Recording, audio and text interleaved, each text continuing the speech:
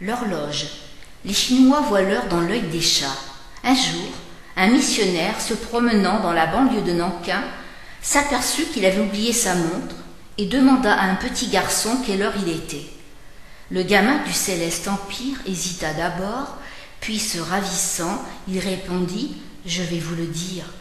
Peu d'instants après, il reparut, tenant dans ses bras un fort gros chat, et le regardant, comme on dit dans le blanc des yeux, il affirma sans hésiter « Il n'est pas encore tout à fait midi », ce qui était vrai.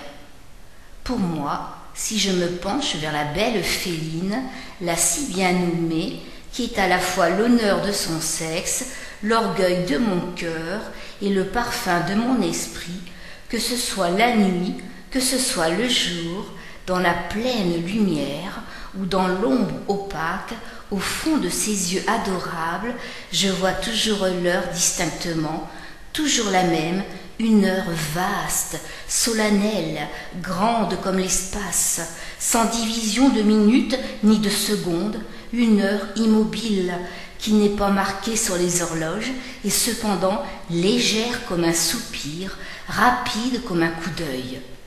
Et si quelque importun venait me déranger pendant que mon regard repose sur ce délicieux cadran, si quelque génie malhonnête et intolérant, quelque démon du contretemps venait me dire « Que regardes-tu avec tant de soin? Que cherches-tu dans les yeux de cet être? Y vois-tu l'heure, mortel prodigue et fainéant ?»